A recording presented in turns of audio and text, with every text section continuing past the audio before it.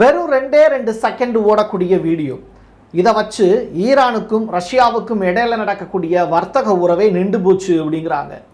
மனக்கசப்பு அந்த அளவுக்கு மோசமாயிடுச்சா அப்படின்னு கேட்டால் வீடியோவினுடைய தரம் அந்த மாதிரி. அப்படி அந்த வீடியோவுக்குள்ளே என்ன இருக்குது?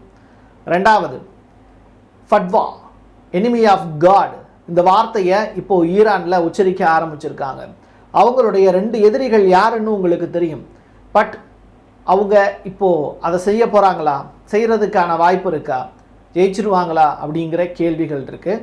அதுக்கு ஈரான் முன்னெடுக்கக்கூடிய விஷயங்களை தான் இந்த வீடியோவில் பார்க்க போகிறோம். இதெல்லாம் தெரிஞ்சுக்கிட்ட ட்ரம்ப் அவர் சும்மா இருப்பாரா?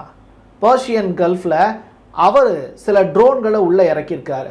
அந்த ட்ரோன்களுடைய பெயர்கள் என்னென்ன, அது என்னென்ன விளையாட்டெல்லாம் காட்டுது அப்படிங்கிறதையும் வீடியோவாக பார்க்க போகிறோம். இது எல்லாத்தையும் தாண்டி ஈரானை சேர்ந்த ஒருத்தரை பிரிட்டிஷ் நாடாளுமன்றத்தில் பேசுகிறதுக்காக கூப்பிட்ருக்காங்க.